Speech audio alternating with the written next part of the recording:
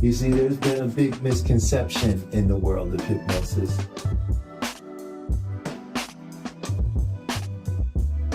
Hypnosis is a natural state. It's something we go in and out of all the time. But we can use that state to affect our own behaviors.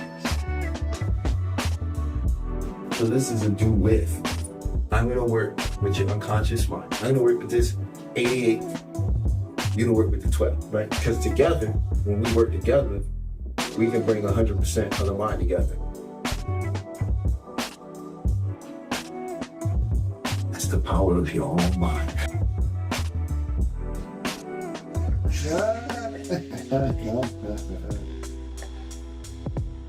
So I just attended Talib's group hypnosis, Beyond the Mind, and it was amazing.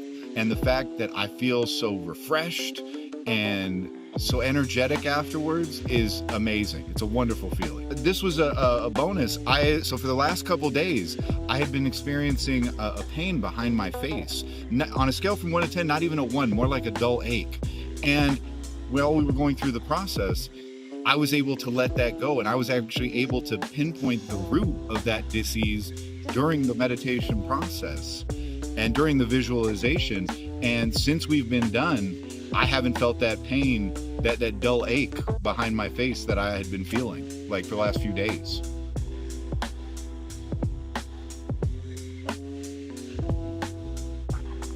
If you're in the Las Vegas area, come and give this a try. It's a wonderful experience, and I'm sure that you'll get some great benefit from coming to do this.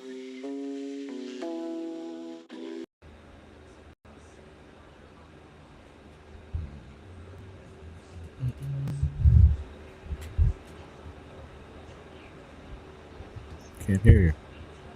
Oh, hello. Can't hear you. Greetings! That was awesome. Greetings and salutations, and welcome to Beyond the Mind Hypnotherapy, where we're not here to teach you, we're just here to remind you. And today we have the most amazing guest. And I wrote up something special just to introduce our guest. Today, usually, I'll just start with the regular. First of all, how was your week? Was it a challenging week? Was it a week in which you overcame things? Did you experience something new? Did you experience the familiar? Did you recognize the familiar had been playing this week and decide to address it in an unfamiliar way? Whatever it is, please leave a comment and let us know. Also, later we will be opening up the lines for people to come in, to communicate, to share. And once again, this is a community in which we want to present real tools, help you make real changes, and share information in a tangible way that you can apply it in your everyday life, not some convoluted way where you're going to need the next 20 years to understand what we're saying. We want it to be clear, precise, and applicable. So that's what we're here for. And I'm going to ask my good buddy Seth, how you doing this week, man? How's Friday? I'm all right, man. Doing all right this week. Got a very productive week. Actually, this week is actually extremely exciting because we have our mentor here, Shelby Brown, which is really awesome.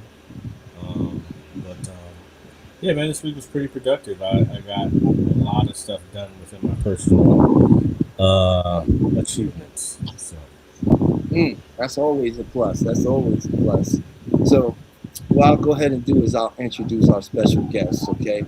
Our special guest is Shelby Ray Brown, okay? And we'll welcome Ms. Shelby Ray Brown. We are absolutely thrilled to have her here with us today. Shelby is not just a hypnotherapist. She is a guide of transformation, a discoverer of hidden potential, and a true pioneer in the field of clinical hypnotherapy. As a certified clinical hypnotherapist, she carries a rare and beautiful warmth that makes every person who steps into her presence feel seen, understood, and deeply supported. Her credentials are not short of stellar. Shelby graduated with honors, earning both her diploma in clinical hypnotherapy and an Associate's of Occupational Studies in psychophysiology, and from HMI, which is the Hypnosis and Motivation Institute that we gladly are a part of as well. America's first nationally accredited college for hypnotherapy, setting the gold standard since 1968, and Shelby is one of the finest representatives. Since beginning her practice in 2020, she has not only built a thriving private practice, but in that same year, she was invited to join the faculty at HMI as an instructor. She now pours her wisdom and experience into the next generation of hypnotherapists. A, excuse me, a highest honor that speaks volumes about her mastery. Shelby's expertise spans nearly every dimension of human mind: habit transformation, stress relief, fear and performance anxiety, confidence, and self esteem building. As a certified neurolinguistic programming practitioner and MER, which is mental and emotional release therapist, her toolkit is packed with cutting edge approaches that drive profound healing. She is also a certified therapeutic imagery facilitator through the American Hypnosis Association and has led workshops and seminars on topics including smoking cessation, weight loss, working with seniors, rapid hypnosis demonstration, body syndromes, and explorations of consciousness level. But what truly sets Shelby apart is the deep empathy and conviction that runs through everything she does.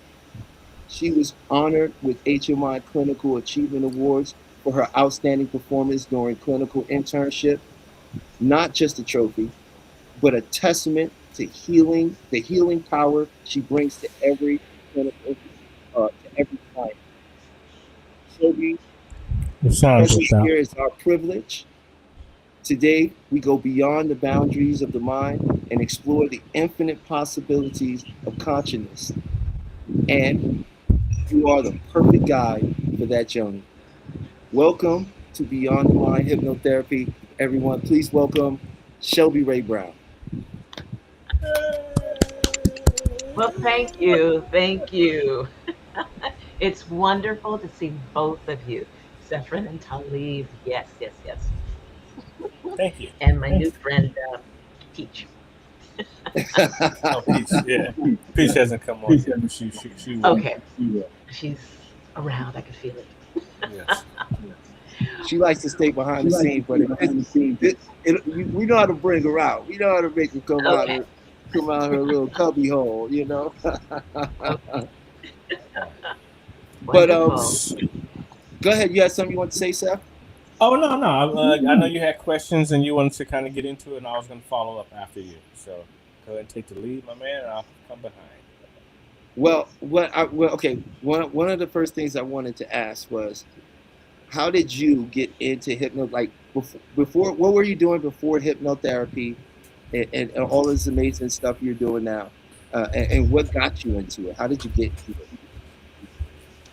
It was. I'm gonna say that it was a fluke, but of course that's not really true. Okay, we are where we are, and the things that we run into are, I still believe, are for our best good, even though it may seem terrible, but it takes us to another place because it makes us redirect and rethink where we are. So I was living in Vegas, but I would travel to Los Angeles, which I've been doing for years. Okay. And I was taking a class, and just somebody says, this lady says, I'm a hypnotist. And I said, a hypnotist? And I kept thinking about her, and I go, but you don't seem like a person who, I'm thinking stage hypnotist, because she said hypnotist. And I said, and I just kept coming after her saying, what do you mean? And then she would give me a little bit. And finally she told me she's a hypnotherapist and what she did. And she invited me to come to her office because I kept asking questions. And I was invited into one of the sessions with one of her clients. Fascinated, absolutely fascinated. I knew nothing about hypnotherapy. But I kept asking questions because I'm kind of a curious person. So from there, I went, I need to do something about it. She was opening a school with her mentor, in Florida. And I said, I'm definitely interested. Thing is that things didn't come together very well. And, when I'm ready, right? So I remember waking up at like 3 o'clock in the morning going, bing, I'm going to call this school with the sign on the freeway, HMI. I did. I made an appointment. I knew they were closed, but I wanted to be the first call so I could go in the very next day. I did. I took the tour.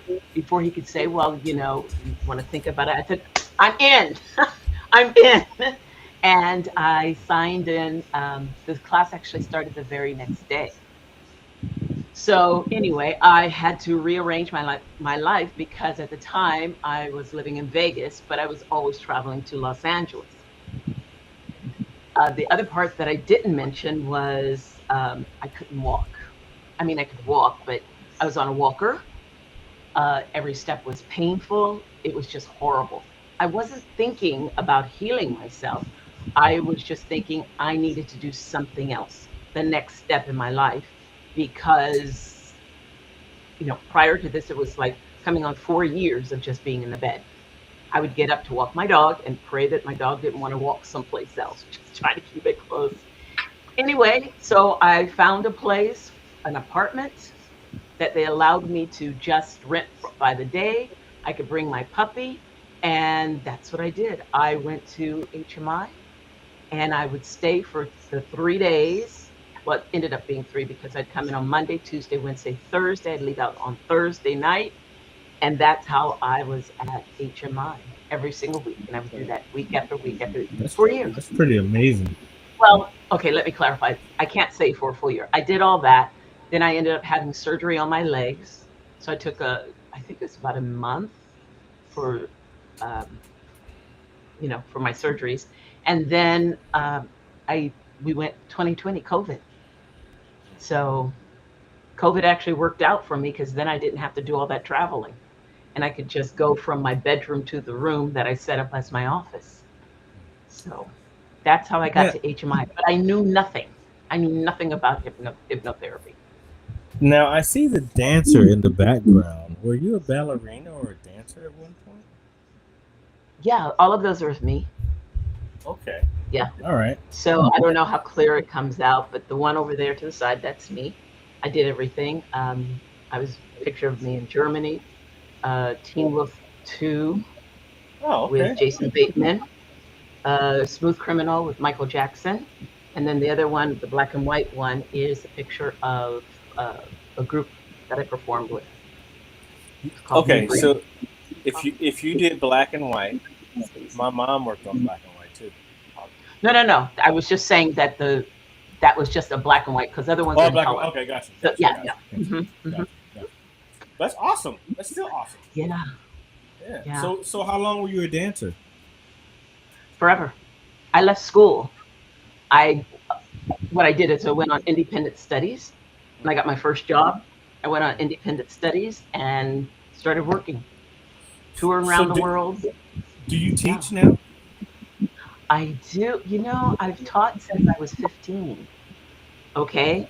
And now, and I stopped teaching because I couldn't walk, and my legs, it was just awful.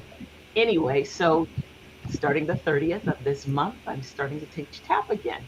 Oh, awesome. Because I didn't think I was going to do it again. That's amazing. So has hypnotherapy worked for you as a dancer in terms of now teaching?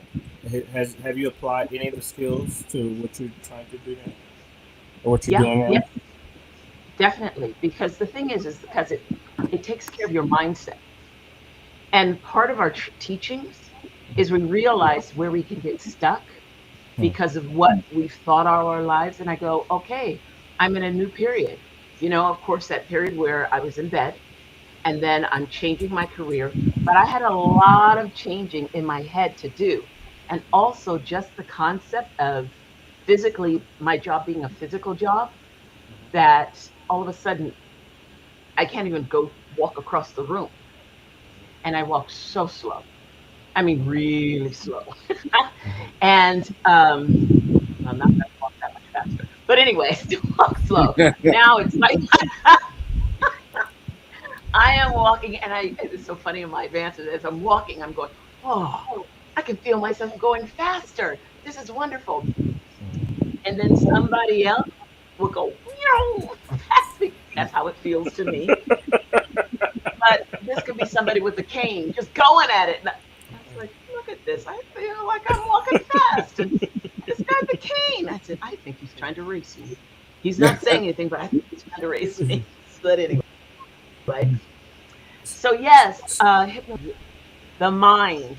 From the point of taking class, I instantly started taking the tools and implementing it into my own life, because that integration of the tools and the concepts into your life is the only way you progress. I mean, just through my training, for everything I've ever done, I integrate. And it really helped. It also helped me to get past it, because that's a real big thing for where you're making your money performing and then you can't move. That's Yeah. a Now, big deal. my next question. I'm going to interrupt you, but were you able to, I guess, develop and or find your method within healing yourself, or It wasn't necessarily healing myself, but it was a perception of options. I was a person, I've always wanted to have options no matter what happens, which both of you are registering right now. You're going emo, emo. But options. I've said it since I was a kid. I need options. And the Peach? people around me, Peach is the an emo people too. Sorry, around me, I'm sorry. Peach is an emo too. We always Oh, tell okay, Peach. yay. But the people around me I had a lot of fizzes around me, and their perceptions, it just wasn't working for me, because they get locked into this is just the way it is. Okay, that I'm not that person. I'm not that person. There are options to change things. Things can be, you know. And so anyway, I used the tools, knowing that, but I also knew it was in my subconscious mind that I need to rethink the way I think about my life. So I do that, and I keep doing it over and over and over again, especially when something isn't working. I use the tools to get me to move forward. And because I don't want it to be a struggle, because what are the phrases people like to use? You got to sacrifice. It's a struggle. That does nothing for me except make me not want to move. So I had to come up with another way that made it pleasurable for me to move forward. Fun and adventure. Yeah. So I have a question for you also. My question to you is, okay, before HMI, you did some meditation or some other spiritual things, right? I don't know if I really classified it that way, because I would always ask people, what are you doing when you meditate? Nobody could ever answer my Right. question. But I will tell you, since I was younger, I would always, because I like being by myself, I'd have these thoughts in my head, and I'd make decisions on what it was that I wanted.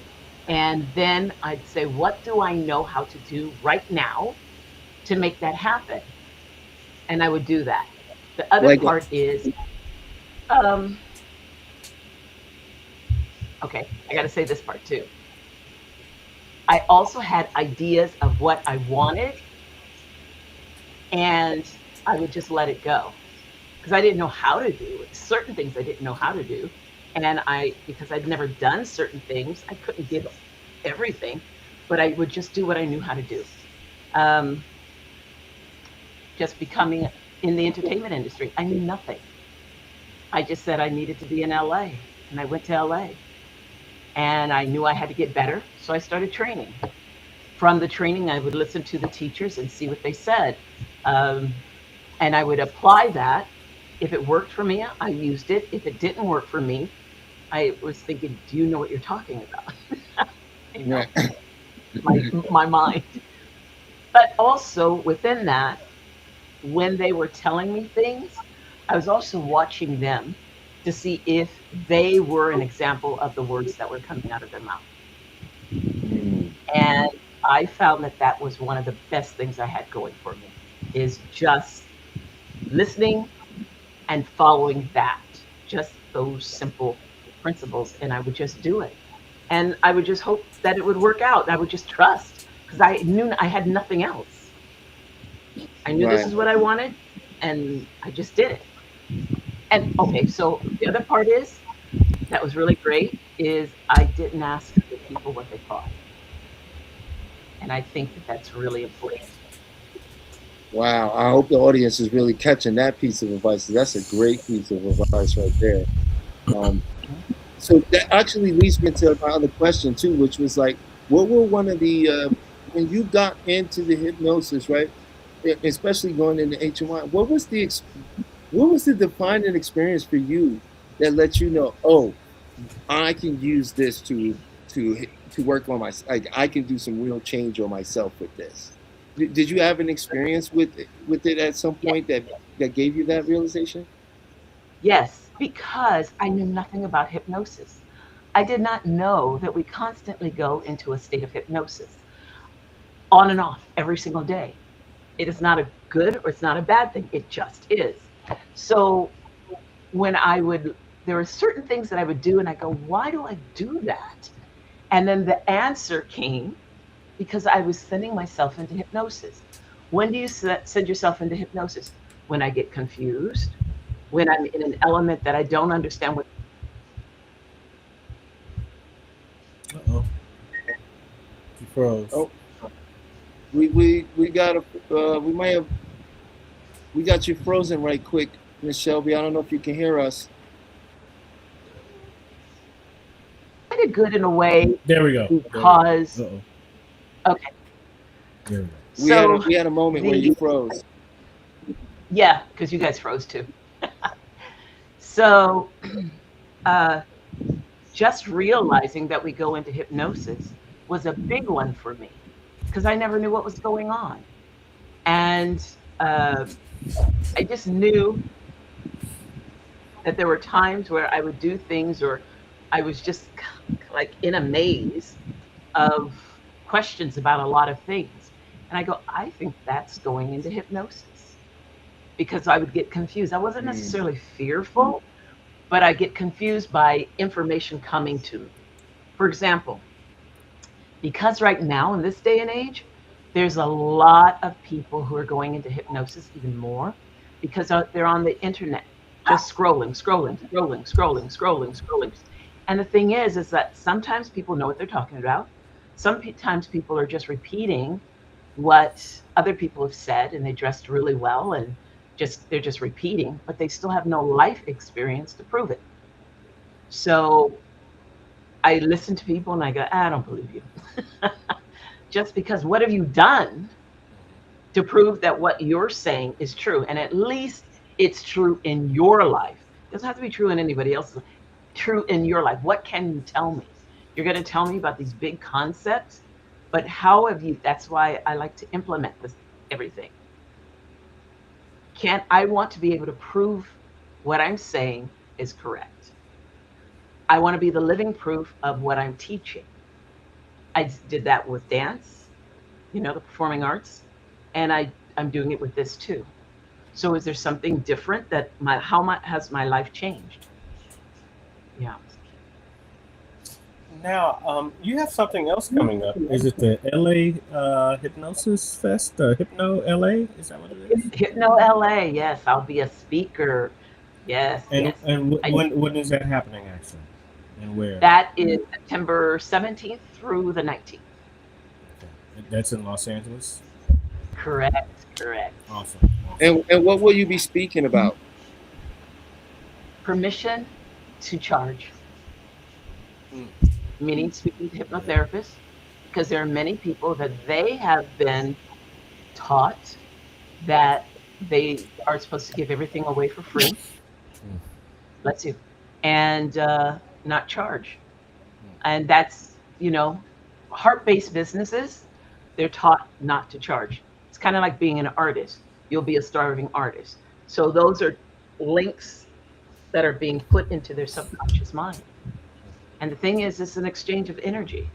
And you have to it's like having to be healthy and well so that you can help someone else. Yeah. I would love to come see that if you don't charge me. Listen to you. I'm kidding. You deserve every dime. You deserve every dime. Yes, you should. Both of you should come. Yeah. It'll be fun. There's a lot of speakers coming from England and, well, around the world. I saw that, and it seems to be getting bigger and bigger as the longer Yes. the days Well, it's go the first on. year. It's the That's first what year. it is. Okay. hmm And hopefully with, your podcast, oh, I've got an idea. I love ideas. We love ideas. Yeah. I'm thinking that there's something you could do with this. And Hypno LA. Awesome. Awesome. Happens on a Friday. It might all align. It's Friday, Saturday, Sunday. Mhm. 3 days. Well, Friday night, Saturday, Sunday. And Friday is the opening evening, correct?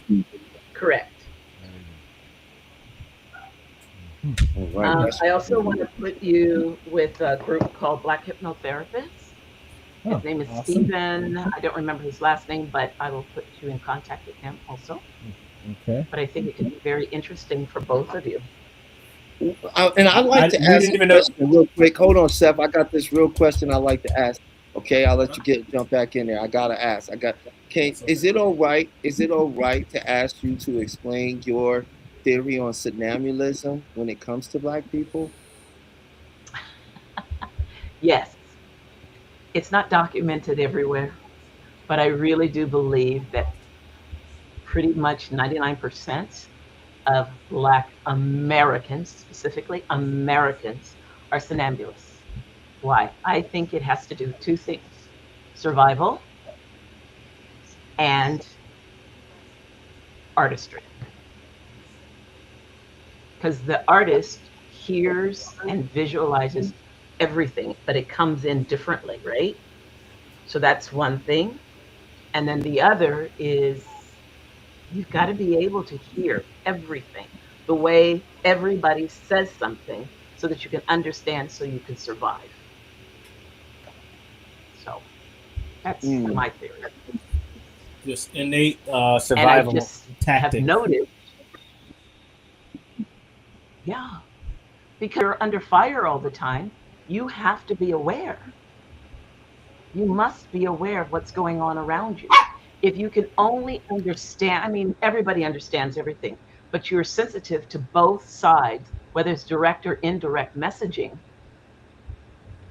You have to be able to understand both so that you can survive the next, day.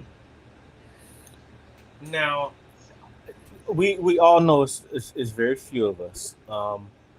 Has it been advantageous for you, or have you found it being more difficult, or it just is what it is, and just have found your lane as a Black hypnotherapist? I have found, because I ask every time, why did you choose me? I ask every client. Sometimes it's the color of my skin, but I will tell you every single time there is a correlation between me and that person. History, things that they don't even know about. The common ground. Don't even know. Yes. And I think, which says that as we live our lives, our experiences stay with us. There's a lesson, feedback. Everything is feedback. But the lessons that we have as we have talking in a circle, we learn certain things, but those lessons stay with us. Those lessons that are staying with us as we proceed the next day and the next day and the next day shapes how we do everything. Okay? So it's been very, very interesting. I can It's say always that too. something. And sometimes people say, oh no, it's just, I enjoyed your energy. And then I'll go, okay. But as time goes on, I go, that's what it really was. That something common else. ground. Yeah. Yes. It's amazing that So we in can other find words- our clients that are like us. Yeah, so in other words, we're going to attract the clients based upon the things and experiences we've had that we've either overcome, worked out, or somehow or in the midst of. in the midst Yes. of, right? Yes. Because it's a All of them. reflection, it's a mirror, it's a mirror, Yes. right? And an energy. It's an Mhm. energy of how we are traveling through this world. There, there would be, I'm sure both of you experience, and you'll meet somebody and you go, ooh, I don't want to be in that world.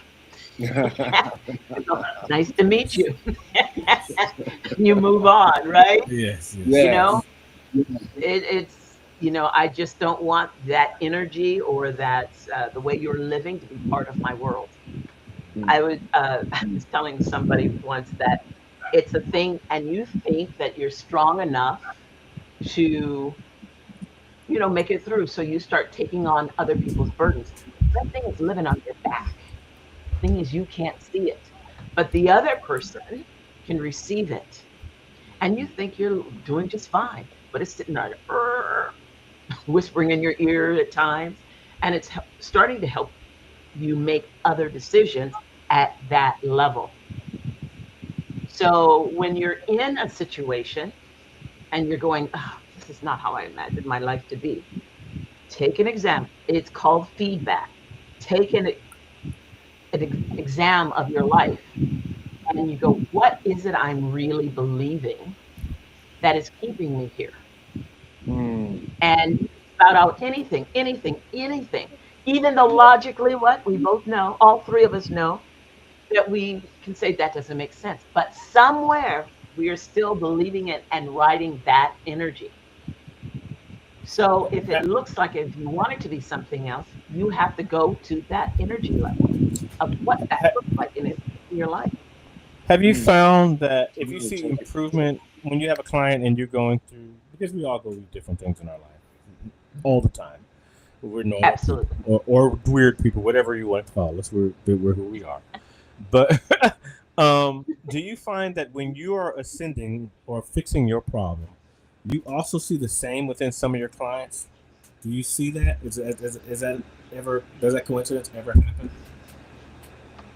I have found that their language changes.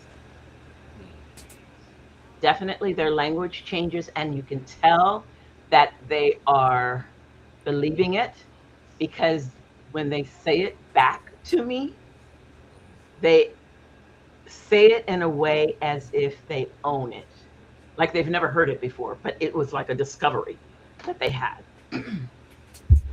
And so I consider that an energy that they have just stepped up to the next level of where they were.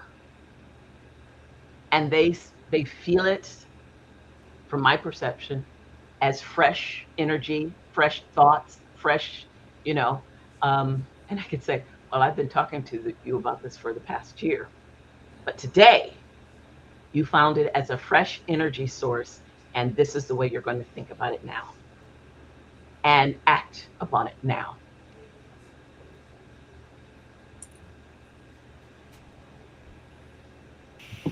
Wow. Wow, that's awesome. I mean, we're shocked. We're just listening. yeah, I mean, that wish was I could- mind blowing. I wish we mean, were taking notes. I have more questions too, like, because we got a chance to share you with our audience, and I would love for you to share a little bit of the perspective of why hypnotherapy is such a powerful method, because you've shared it with us, and we're super convinced on why it is. So, but we'd love for you to share why even some of the audience that's listening would even consider going the route of hypnotherapy. Because it works. That's the thing. It works. It works, and it happens quickly.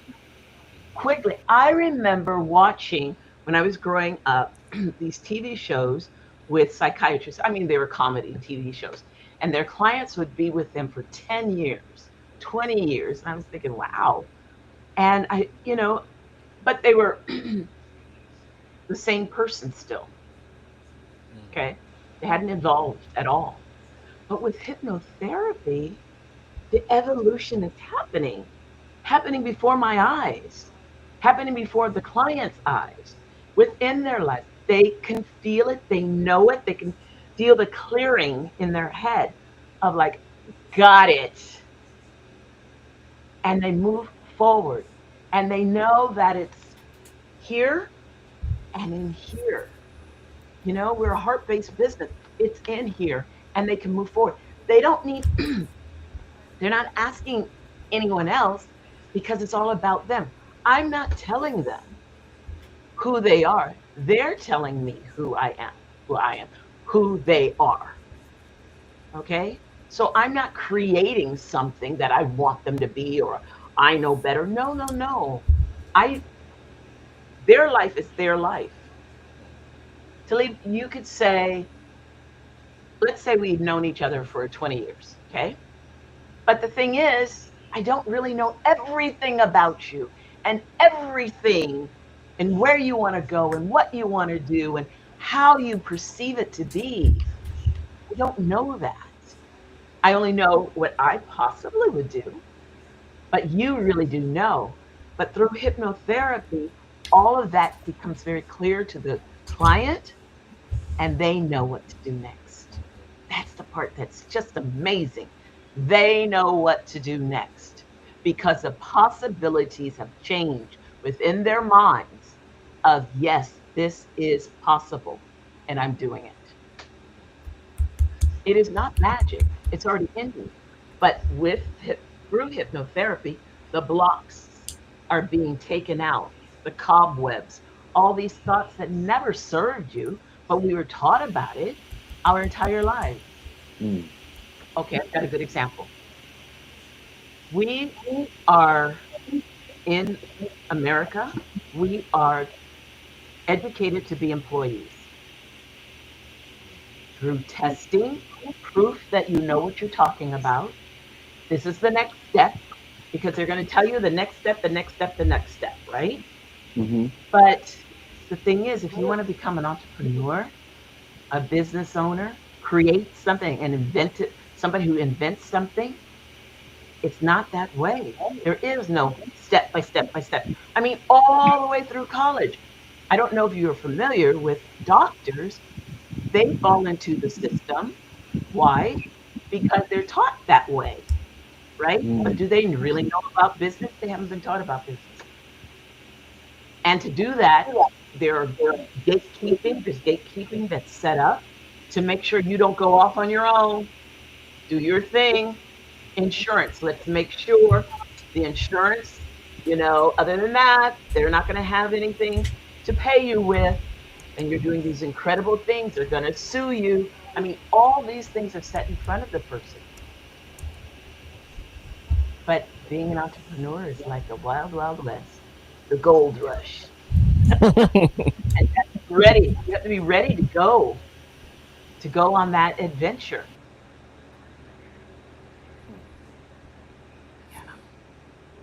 What have been the challenges for you being living in and out of two states and commuting, even though it's not that long of a drive, but you've been making it? Like, how has that been for you, and how have you been able to manage that where it's actually not much of a burden for you? I think because of the way I was raised. I was raised as a military child, and you're told where to go, where to live. One of the best things I got from being a military child is I don't have to be here for the rest of my life. Like how people get in arguments with one another and this and that. Are you kidding me? I don't have to know you. That's just my attitude. I don't have to know you. You don't have to be in my life. And to me, that's very easy and it's very powerful. So from back and forth, because I like to travel, I don't want to let something go. So I continue to travel back and forth, and it's an adventure. I remember when I graduated from high school and I went, and now the adventure begins. So, That's amazing. That's beautiful. Did you good, Chef? Is there anything you wanted to say? Go for it. Go for it. Oh, great, because I was definitely going to ask some more questions, especially for the audience, because we have such a person of such a, a wealth of knowledge, you know. So what I'd love to ask you about is stress, right? And what what for the audience, how would you let them know how to approach stress? Because I've learned there's a certain way you must approach stress, or it will tear you apart like a werewolf. A werewolf. So I Okay. was wondering if you maybe could share some tips about managing stress, you know, and then maybe you could go into a little bit about because you're a certified imagery facilitator. Maybe you can go a little bit into how imagery within hypnosis and stuff can help with stress management. But maybe you can just start with some of that for me. Okay. I'm pretty proactive. When something starts to stress me out, I realize what it is. Then I say, what can I do about it? If it is nothing that I personally can do, actively do something about it, then I go to feedback. What is the feedback that I'm getting from this? She froze. Such a good time too. Such.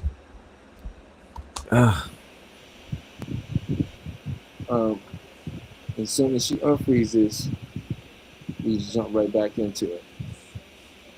She's talking about feedback. That's where we were. This is good stuff, man. I'm like, I had to break out my pen and pad, start taking notes here. I'm like, whoa, the master is cooking. Agreed. Cooking with some grease. Yeah, you know, leave a 1 in the comment if you get some good information, you know, and she's gonna jump back in.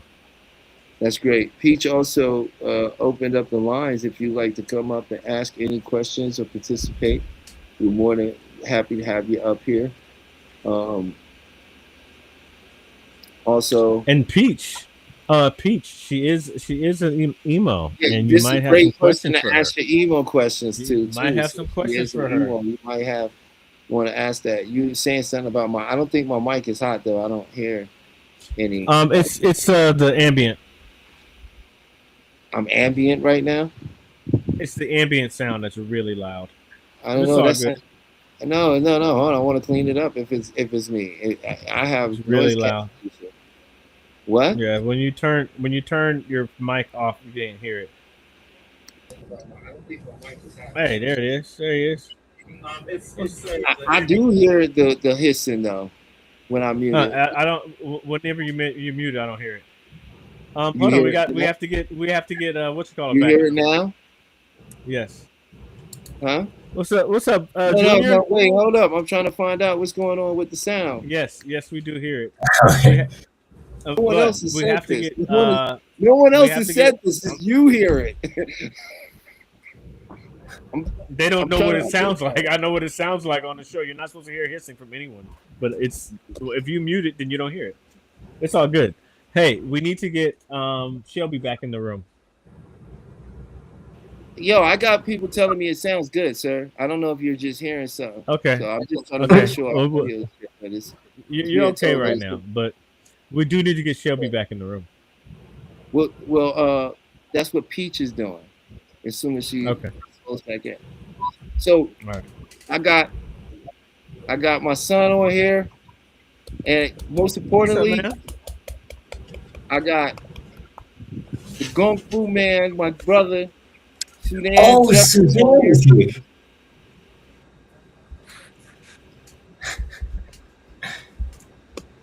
Yeah. You looking sharp, yo. Yeah, you told me that you were doing a show, and I was like, okay, well, any excuse to dress like a hypnotherapist before I'm actually finished with school, I'll take it. Where are you at right now? Are you in the 2s or are you in the 3s yet? I'm in the threes. I just started the threes, so 301. Oh, this is when it gets good. Yeah, yesterday was my first class for family systems. Yeah, this is when it gets good. This is when it gets real good. I still owe you one. That's a later conversation though. Yes. Oh, I saw. Did you mean to send me I saw a link on Facebook the other day. I don't know if you meant to send that to me or my dad. Probably your dad. But you probably thought it was interesting too. You guys have the same taste in education or information. Oh yeah, I'll take that anytime. Yeah. That was Facebook, huh? Yeah. So I guess I'm not friends with you, but you have the same name, so I just look at the name. Yeah, I think on here in the school we had to change it in our names. It's the only place where it has like junior or senior at the end of it. Uh-huh. If you do everything you need to do, you will be out in no time, my man. You will be ahead. You just continue to do what you're doing. You're so far ahead of the game. You have no idea. I keep hearing that. Yeah. Yeah, at your age, you have no idea. You just need life experience. You get a little more life experience, no one will stop you. The world is your oyster. But you can't rush that. That just has to come when it comes. Right.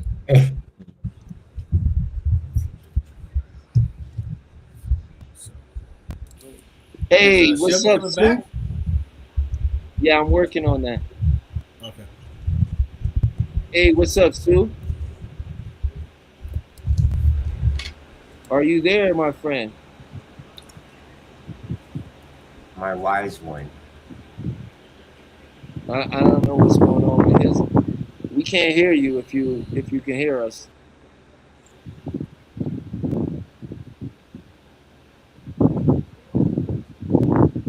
No. I heard it for like a second earlier when it initially joined.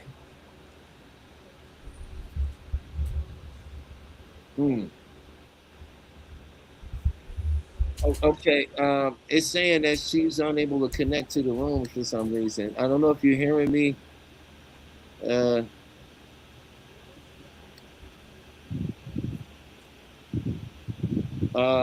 Sudan, you're muted.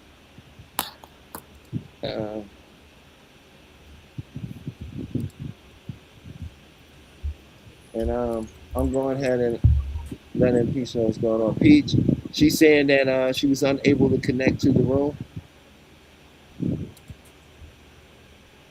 So, hey, we have no guests last week, and now we got more guests than we know what to do with. That's how it is. Feast of famine. Feast of famine. Yeah. So what's up, youngster? What's going on? Man, talk to me. How's life? Good. I've been thinking about I was listening to what Shelby was sharing while I was trying to figure out how to open this up on my computer so I can actually use my camera. And yeah, I'm good. I've just been I say the past week or two really reflecting this past family systems, I'd say really rocked me in a good family way. System, yeah, right. Family systems is really good. And that's something you need to like just put to the side in your notes. If you haven't taken notes, I would suggest you pull that chapter out and start highlighting and start putting notes on that one because that's going to be useful forever. Yeah, I can already tell that this when I started looking at the rest of the modules for 301, and then next week I'm going to be frequently going back in and out of these workbooks and watching the videos for it, especially family systems. I felt like that was just a definite overload of how much realization was happening in terms of identifying these elements within my own life. Because I feel like it's almost impossible to go through these courses and even learn about this and really be good at applying this to other people to help them without applying it to yourself first. Yeah. Which is what Shelby was talking about earlier. So I was like, oh yeah, it's a master for a reason. It's damn near impossible you have to apply this to yourself. Because right. You have to understand how it works. Right. And we're our own test dummies, fortunately and unfortunately. But self-application. If you heal yourself, then you've mastered yourself, right? Right. And that's the goal. So, how can you tell? How can you teach someone to master themselves if you haven't mastered yourself? No one's gonna listen to you. It's not believable. Right. No one's gonna. So, I mean, I noticed to stay on that point, an important concept that they were talking about in terms of like functional and dysfunctional families, without going into it. Being great at repair, just taking that concept and applying it to yourself, instead of just kind of going through life feeling like something's happening to you or something's wrong with you, but being good at being aware and then using the tools to be able to repair yourself or have that mastery over yourself, and then you can go out and do it to others. have you been able to apply anything, any mythology to any of your own personal tribulations or obstacles? I shouldn't say tribulations, but I should say obstacles.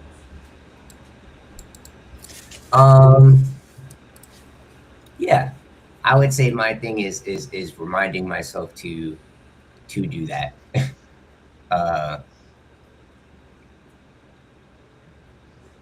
Yeah, but I would say I definitely have recently. I'm mainly looking at how to use these tools to have a better intermediate relationship within myself, and specifically people around me.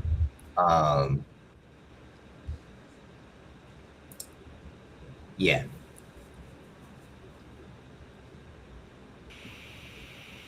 Awesome. So I'm waiting on her to try Firefox. It's her connection that has the issue. So I'll let her know we're waiting on her. No problem. We'll figure it out, and she's gonna try to come back in again. So we have that, and Sudan is going to be speaking, I guess, momentarily after he finishes something he was doing in the back. So that is the update. All right. Well, Yeah. It's a very knowledgeable, a lot of information on this show, which I have really appreciate. Got to know her a little bit better. You know, it's different when you get to know the human. You know, when you get to know the human a little bit better. Oh, okay. Because, well, Shelby and I didn't know, you know, when we first met that she had just some issues with her legs and walking. And shit, you know, had 6 back procedures within the year. So I don't know anyone who's overcome that stuff. And I'm like, wow, this is pretty amazing. All right, look who's back. Yeah. Hey, welcome back. And we know exactly where you left off. You were talking about the feedback. But before you go there, look who's here. I see that face. Junior. Hey, how are you? I'm great. How are you? And I'm not great. I'm sorry. I'm magnanimous. Thank you. Yeah, I saw my Desi was doing the show today, and then I saw when I came in and I saw you on here. I was like, oh my gosh, I got to get on. It's Shelby. I can't miss another opportunity. Okay. My computers and everything. Yeah. Oh, okay. Okay. So Awesome. where were we? So, Body feedback. yeah, body feedback. You're talking about being able I to. was saying. With the stretch. With strap, yeah. Okay. Okay, so one of the things that Joe Cavanella had said when I was going in school is he always talked about feedback. Well, in the very beginning, he says everything is feedback. So, because you were asking about stress. And I said, feedback, okay, let me find out about it. So I got to tell you, in the beginning, it was not pleasant because the thing is, the feedback was always negative stuff that was stirring in my head. Then I went through Okay, so if I were the person, what would be my perspective? And then I went, oh, they're in their perspective, but it is completely different from my perspective. So therefore, I would take myself out of it because I can't be responsible for the way that you think. So that's one thing. Mm. The other thing is there are always situations I can't do anything about what somebody else does. I have no control over anybody. I only have control over myself. So therefore, I had to think, what can I do about it? Sometimes it's nothing. But when I say nothing, is meaning the way that they think about it, the way what they're doing, all those kinds of things. No. But what can I do about it? Meaning for myself. I can change the way I think about it. I can, just make other decisions, which sometimes it just changes everything because I decided to approach it in a different kind of way. And I go, oh, okay, okay. So that helped. But I have to honestly tell you that sometimes in the beginning it was like a month from one thing. And I was like, oh, oh. But now I can say it's like a day. If something unpleasant is going on or is happening, like a day. I could, something that makes me feel like I'm more in control. Because I cannot control anybody else, but I can do something about me. That's how I handle the stress. And I found that it's really, really worked because a lot of times it's just perspective, Mm. right? So their perspective, like I said, if I were, because if it were the other person, knowing for what I know about the way that they think, that how they would draw the conclusions to this, thinking that it's this, but it's not, because that's not what I'm thinking. Because many Mm. people think in their something happens. So they're thinking that you are behaving the way they think, but I'm not behaving the way you think. I'm yeah, I had to get used to. They're upset, and maybe this is something that can never be repaired. Can I move on? Absolutely. Am I Mm. sad? Sometimes, but then there's other times I'm happy. Yeah, but it's okay because they're allowed to live in this world the way that I'm allowed to live in this world. I do not have to think like them. They don't have to think like me. But one thing for sure, I want to be happy. Yeah, Mm. that's what Well, I that know was about pro. stress. Well, that's great advice for everyone. Uh, the perceptional understanding that people are feeling something totally different than you, and they're Yeah. perceiving it from a different place. And when you just take a moment and you realize that it really does shift how you internally are viewing what is happening in that moment, and just Mm-hmm. taking that moment takes you out of the place of making a bad decision or doing something irrational because you actually are thinking in the moment where you might have been reacting. And Yes. that's very powerful. And so thank you for sharing that. And for this, like as the second part, could you please share a little bit about how guided imagery in hypnosis really helps with stress and stress management? Okay, guided imagery for me, especially in the beginning, because I took Cheryl's course, was not a comfortable place for me to be. Because in guided imagery, somebody else has control. Okay? Now, guided imagery for myself and the change that I have, what I've noticed now is that it's really fun. We're going, going, going. And then I found old beliefs coming to be in my way. So I'm going, oh, I've got a negative perception of the way this situation may turn out. Why do I have that? Because of evidence, not necessarily what I've gone through, but people around me have gone through. And they've given me these lessons in life of this is the way things are going to happen. But it's not true. It's not true. The reason I say that is because But if I had told people when I was younger the thoughts that were in my head, possibly they would tell me it's not possible. That's just not possible. I'm this introverted military kid, right? And I remember watching on television Michael Jackson, the Jackson 5, and the guy commentating on the show that he was on. This guy's a genius. He said, genius. I'm looking at the television and I go, I'll find out when I work with him. I'm 7. I'm 7 years old. I'll find out. First of all, where did I get that thought? Where did that come from? 7 years old. But I will tell you, when I was on the set with him, and we were going through different shots and watching how, because I'm watching how he works, because I need to get the lessons, right? So I'm observing. And he did something, they were filming, and I'm looking at the screen. It was so grainy. I could barely see what was going on. But he had the vision of what he wanted. And he, spoke with the director. And they were, going through everything. Then we reshot it in a way that he wanted. I go, that man is a genius. Yeah, a lot of nerve. That's what people would have said. You're never going to be working with him. You're never going to be near him. And just to be clear for the audience, we are talking about Michael Jackson. Yeah.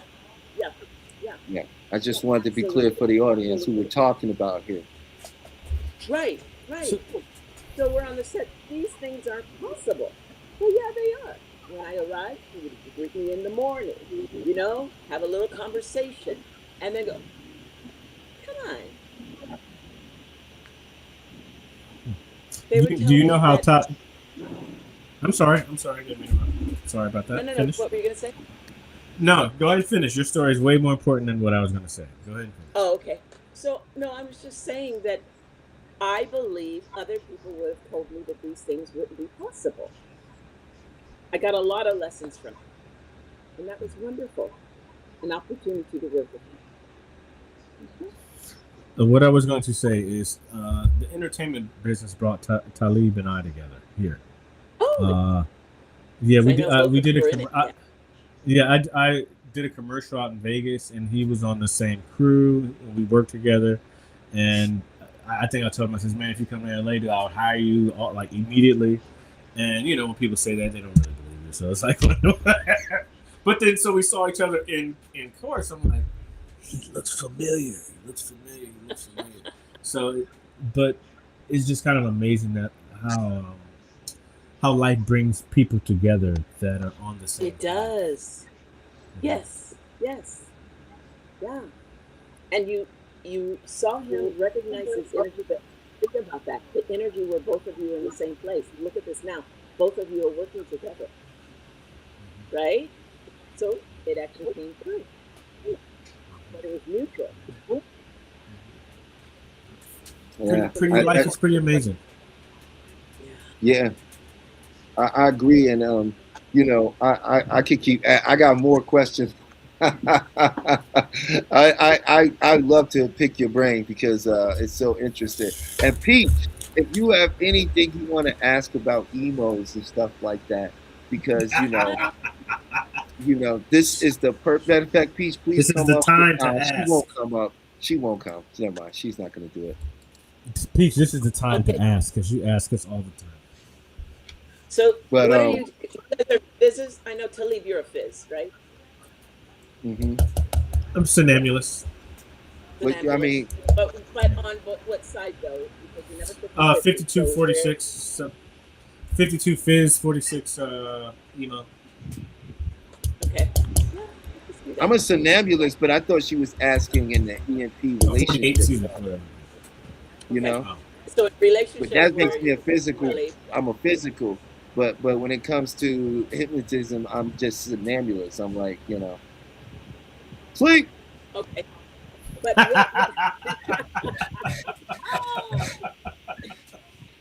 okay, so in relationships, what are you? I'm a physical. Oh, absolutely. Physical. How did I even ask? Yeah. Stefan, what are you? Um, I want to say Fizz, but I think I go back and forth from emo to Fizz. So it's an ambulance once again. Yeah. Yeah. So you're your head and your heart at the same time. Yeah. Okay. And Talib Jr., what are you? For both my suggestibility and sexuality, somnambulist, and I believe it's a physical, but I think I have to take it because I think it goes both ways. Sometimes I've honestly seen myself in periods of my life be drastically one way and then the other, and then like kind of in between. Right. But personally, I didn't take it yet. I think I'm physical. Okay. I'm a Well, physical who's Also, I sorry. was just Go going to ahead. say, when you get older, probably around 24, 25, it'll get stronger, which one, maybe. We'll see. We'll see. And Talib Sr., what were you going to say? Oh, I was gonna say physical with probably what they call it, that 40 physical. I think it's called where I'm not gonna be in over. I'm gonna put all my energy into getting launching my business and doing all of this and that. Yeah. He's avoiding conflict. No, That's what that's about. Conflict avoiding. No, I guess I wouldn't call it conflict avoidance. I would just say that we learned about it, and you have physicists that have had bad relationships or whatever, and so they, instead of going, "Oh, I'm going to get in another relationship," what they do is they dump their energy into like their business or growing this, and they say, "Oh, I'm going to take care of all this first before I go deal in that, and I'm going to really, because I won't put myself in that situation again," kind of thing, which he called like the 40 fizz or something like that. Like 40% of physicals are like that from. And I'm open and okay with acknowledging that I had some relationships that caused me to get into a particular headspace. This is when we get to laughing. When we get to. Why are we laughing at me, sir? What did you do? He has this thing. He's been trying to get every show. He's trying to. It's like Pinky in the Brain. You know what I mean? He's really working to get to, because he's like, I get to him so much. He's like, one of these days on the show, I'm gonna trip him up. I'm gonna trip him up. But I'm looking for him. He keeps buying all of his products from Acme. So it never goes quite the way he plans to. It's why we make such a great duo, Well, being in the somnambulist state, you've got both sides working for you. It's okay. It's wonderful. And it's artistry, So. It's such a blessing to have you here. I when he told me that you were coming, I was like, "How did you get Shelby?" I'm like, "Really?" Like, I was like, "Whoa!" I was like, "Okay." And I had surgery, so my times and schedule has been completely just. So I had a speaking engagement, at least I thought it was today. So I was like, "Oh, that's today." So I was like, "I think I can only do an hour." I'm so off. It's literally a month away from now. Oh. So I was like, "Oh," I was like, "Yeah, man, that was one of those times I was just off." So it's coming back. It's coming back together. Well, when all these changes that we're making in our lives, what I've noticed too, even myself, is time goes. I'm telling you, 2 days ago was August 1st, but the time is going so fast. But I think it's because I have made these changes in my life and the things that I want to do, and it just goes. It keeps going. But I'm really, really happy. So. Yeah.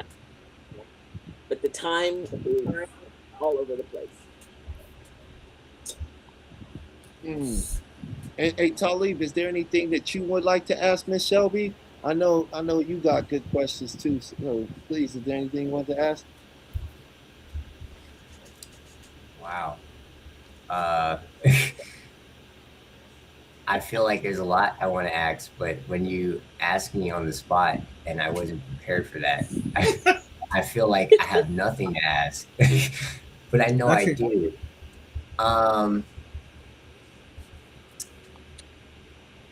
Well, while you're thinking, I'm going to address Peach. Does Peach feel that, or think, let's properly say this, or think that she is being faced by something that she is uncertain of when these guys are talking about Fizz and Emos? Oh, Peach, she's got a question for you. Come on up here, Peach. Come on up here. I want to ask you a question while Peach Awesome, comes up Peach. regarding transference. How often do you occur transference with the client? When does it occur? How It often? depends. How often? I'm much better. I am much better now. But the awareness is the thing. Definitely the awareness.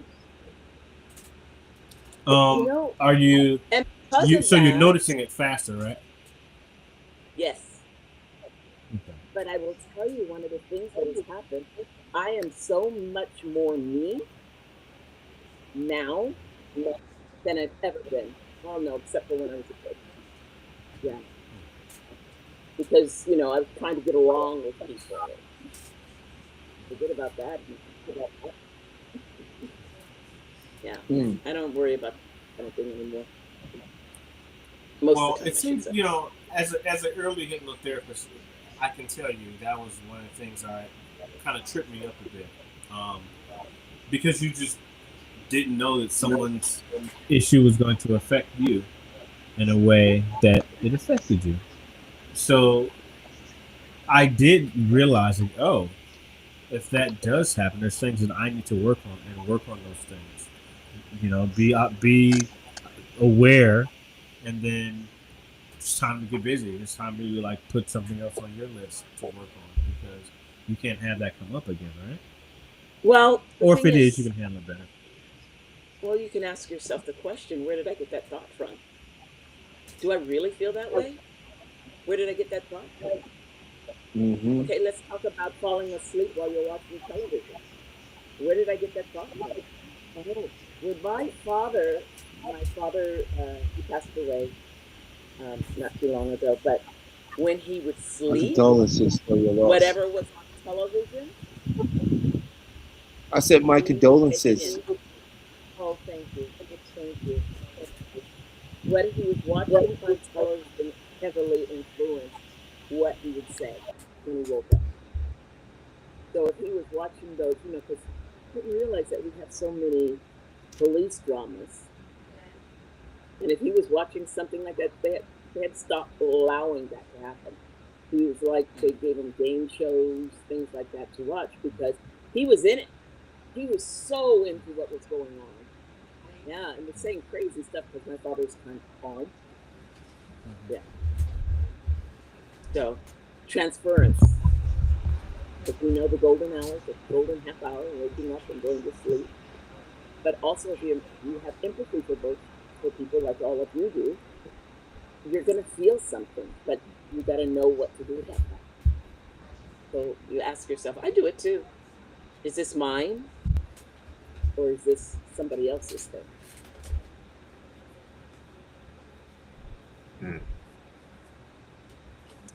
So That's Peach, you don't want powerful to answer right my Peach, Come in, Peach. You don't want to answer a question, Peach? I know you do. That's not like you not to ask questions. I'm so unfamiliar with this one. Where you at, Peach? We gotta give her a second, let her come in. I know she would come in. Okay. You don't wanna push her. You wanna scare her off. She scare her off. There she is. Aha, I knew it. I said that word. She was like, I ain't scared of nothing. How dare you use that word with me? Hey, Peach. Hello.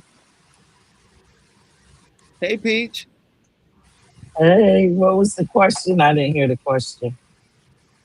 So when they're talking about Fizz and Emo, are you understanding what they're talking about? And because they're fizzes and they're telling you about the emo stance, are you relating to it or no? Yeah. I mean, I understand it. I can't quite put it into words, but I do understand what they're saying. Okay. Okay. And you do realize that you're not wrong. Neither one, it's not like a right or wrong thing or better or worse thing. It just is.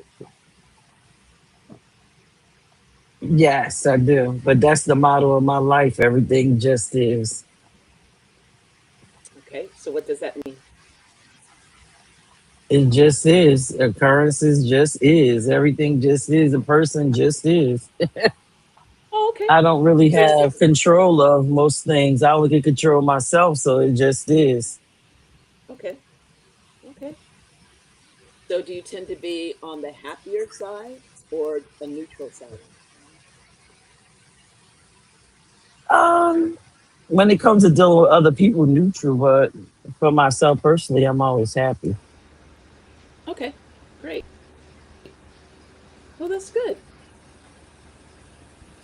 I was just curious because I know the prison concept can be difficult to under a while.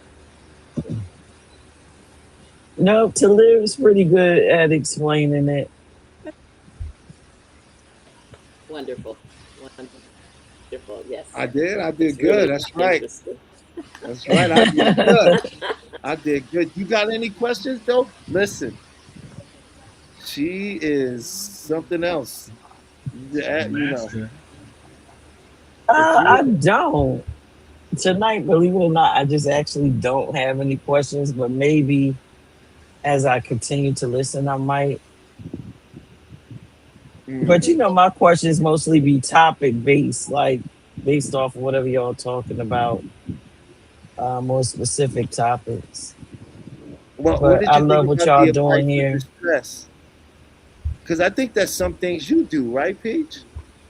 What? Allowing people to have their own perception. Like I can't control how you see things. Yeah, that's how I function my life. I don't take on other people's thoughts because I can't do anything about it. I can't do nothing with it. So why am Right. I allowing that to take up space Right. in my head? I only can choose how I'ma handle it. Right. Well, Right. or And having some. Oh, go ahead. Sorry, please. I was going to say before, I was a person who wanted to help everybody out, going, saying. Think about that. Think about that. But founders, I was stressing them out. Because the most time to as much as I would to change the situation. Trying to figure it out. I was stressing them out. I just thought. Mm. Yeah. I'm not saying that's what Excuse me. offers that too. Because sometimes, trying to help so much, some people don't want to be helped. They're really comfortable where they are. It's a lot of people like that. And you have to allow it to happen. Mm. Oh, couldn't hear you say. It's tough though. It's tough to watch and witness sometimes. Sometimes. You know what? Okay, but wouldn't that be some form of transference? Yeah, it is transference, but I mean, transference is not. You can't always stop it. You do your best, but you can't. Okay, so this is how I got it. So one day when I got to LA, my car said, I don't want to move anymore. And I said, not buying another car. Take public transportation because I don't have anywhere to go. My business is online. If I have to go anywhere, it's going to be a short jaunt and back anywhere to go. So I was on the bus, I think, and she was shriveled up, and I know she needed some kind of hydration. And I said to her, "This, would you like to have my lunch?" She looked at me like I had cut your throat. She moved me away from me, and she walked as far as she could go to the other side, the bus another direction. Ooh, I guess I should mind my own business. So then I took the bus stop, and I saw another man in the garbage, picking wanted out of the garbage, and I walked up close to him, and I said, and like this from his head, I said, "Would you lunch?" And he once again gave me my business. The same. How dare I interfere in their life? Made decisions comfortable with their decisions, whether or not things inflict pain upon them. But how dare I them how they should live? How dare I? That's my lesson. What makes me feel? Why should I feel better than theirs? The only time I think that anybody can really say anything is when they're a parent. But other than that, how dare I know I want to live, so therefore I make decisions. If they came to help me, I can. But how dare I go into their life and say, this isn't good. Do this, do that, do this, do that. So that's what I learned from the non. Wow. That just, woo. Hey, Talib. I don't have the right to do that. I agree with you. That's how I actually approach my day career. When I go into people's homes, and I don't push my own personal thoughts. I just go with the flow and do what's within the parameters of my job title. I'm a visitor in their space. Such Mm. important information. Their space. Yeah, I mean, I'm going to use that. I'm a I visitor mean, in their space. yeah. Really good. When I'm I taking notes. Dang, Peach.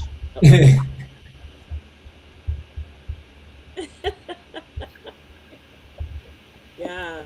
So, it's just respect. So my job, I feel, is respect choices that other people make. As long as they're not with somebody else, they have decided the way that they want to be. And I think when they want help, they'll ask for help because there's a lot of help around. Mm. I agree. That reminds me of, when you just said that reminds me of people that have suffered from addictions. You have to allow them the time and space to decide that they want the help. So that's how I kind of look at every And behavior, everything people do. we always have to be aware of secondary gain. We don't know ourselves. We don't have everything that's good. People can tell us a lot of stories, but then I say, yeah, but I didn't tell you this part, which changes the entire story. But secondary gain, maybe by them let us free, there is a gain, that they rather than live in a place where they're paying rent, all these other things. It's secondary gain. This is a better situation for them. To be aware of that. Just like a therapist, when people come to you, they're coming, they believe the problems. That could have been something that had a label, because they had a lot of labels that people put on people. But you have to listen. They may become, but not the real thing.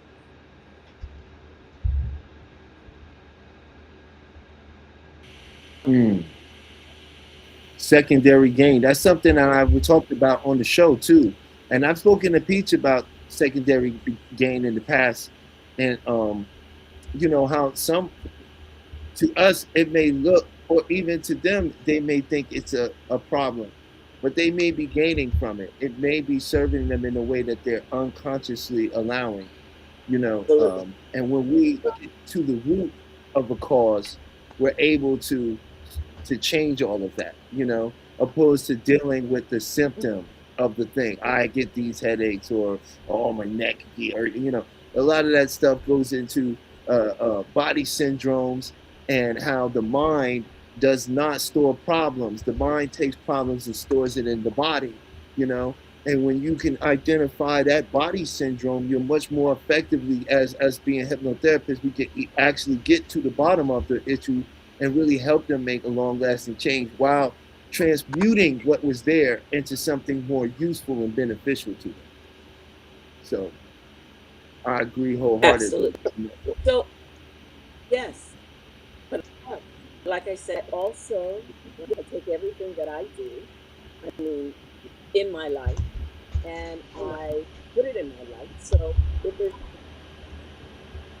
something I've done in my life or situation that is, and I look at, is there a secondary gain in this? What is it that I don't really want to do? Own to? Mm.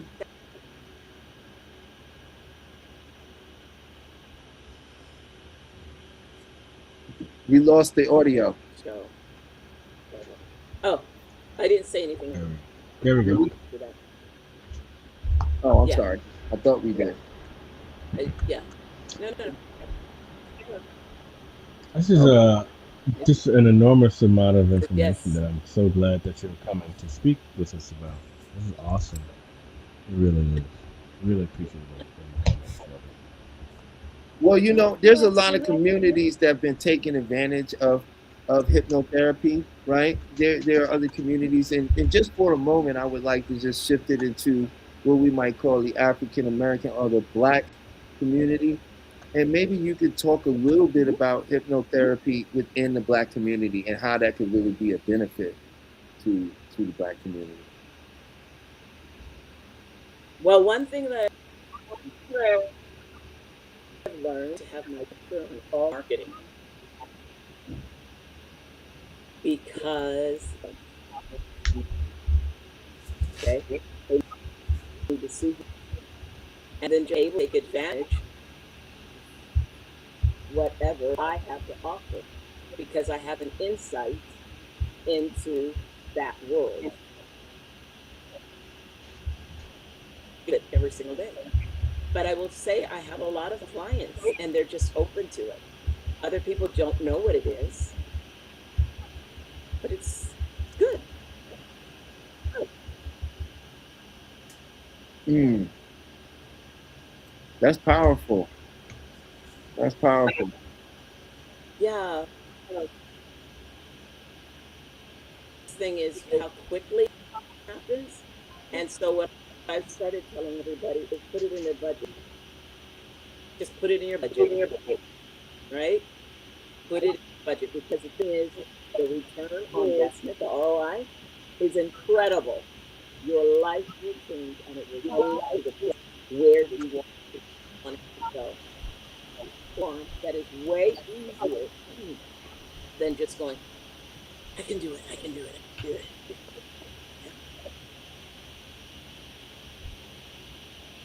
Mm. Right. And it's better than trying to will yourself through it, right? Like using that conscious willpower. It's going to burn out at some point. Yeah. Yeah, that dude is just now. So, Miss Shelby, I want to introduce you to a good friend of mine and also my Kung Fu teacher and brother, Sudan. He's a master of some would call internal martial arts, but we don't use that term so loosely. But he is definitely certified master of Kung Fu. He does Dai Shingi Chuan, Cho Shingi Chuan, Baji Chuan.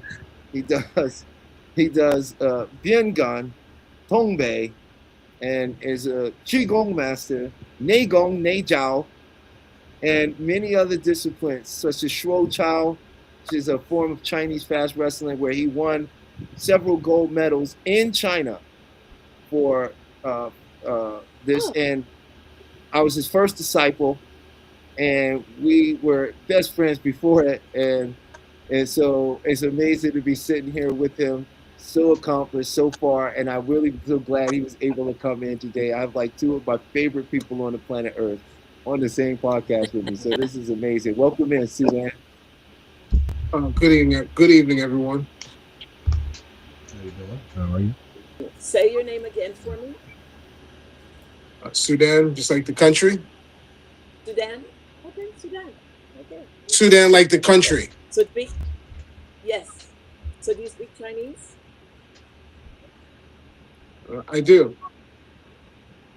Oh, that's wonderful. I like languages. That's fun. Mandarin or Cantonese? I speak Chinese. That would be Mandarin. So why don't you just tell us a little bit about what you do, brother, when it comes to that world, man? I hope that was a decent presentation or a little bit of introduction to you. A little over the top, but it was sufficient. It's true. I didn't lie. It was nothing but facts, though. It was filled with facts. Thank you. Yeah, we want to convey relatable facts too. A lot of foreign words don't convey much meaning. They just sound exotic for sounding exotic. He has spoken so highly of you. He has said that you and I need to meet. It's a blessing to be spoken highly of. You know, that's a merit to Talib's own merit, if you will. You know, when you seek out certain things and you exchange information. It's good to be of like minds, and that's what allowed us to, achieve a lot of things, being like minds from the beginning. And a lot of the things that you all are discussing here are almost a lot of times a 101 in that practice, as far as mindfulness and things of that nature, and self-study to understand self-study and things of that nature, and understand. To study to understand the outward by mastering the inward. It's weird. You got a feedback? Yes, I'm getting a strange repeat of everything I'm saying. How do we fix that? Strange repeat of everything I'm saying. How do we? Let's see. You don't have your. Let's see. You don't have your. You're not watching it on another device or something, right? Device or something, right? Everything's repeating. It's wild. Miss Shelby, could you try to mute your microphone? Miss Shelby, could you try to mute your microphone? I'm gonna try to go down the line. Please try to mute. How are we looking on the sound? That's better. We good. Wait, no, that's better. We good. No, I was wrong. I jumped the gun. I muted mine, so. We're getting a repeat. It's the whole thing. Everybody. Okay. I thought it was mine, but I muted it. It was still doing it. Well, hey, brother Sudan, I'm sure you and have great conversations because you keep saying we gotta meet. Well, it's indeed a pleasure. This will say it twice, and then it'll be 3 times. Miss Shelby, could you mute your microphone possibly? 3 times. Could you? Possibly. I'm sorry. Uh-oh. Oh, is it there? If we have I had to it. get word because I was thinking. Oh, it doesn't want to. Oh, is it there? I just don't let me come back. There we go. Maybe. Can you? Is there a way for you to? I don't know. There we go. There we go. I no longer hear a repeat. I Oh, there it is. never mind. That's it's repeating. Uh, And so again, we're all on. It's so amazing. We're There's all too many on. great I people think here. I don't I think the think universe it's knows the what's doing energy. it right now. It's like, yo, I think we're something good. gotta give. I think we're good now, gentlemen. Yeah, we are. Here we are. We made it out the back rooms. Well, I'll be the ultimate test if I hear myself again. I think we're good. We might be really good. No repeats. All right. Good evening, everyone.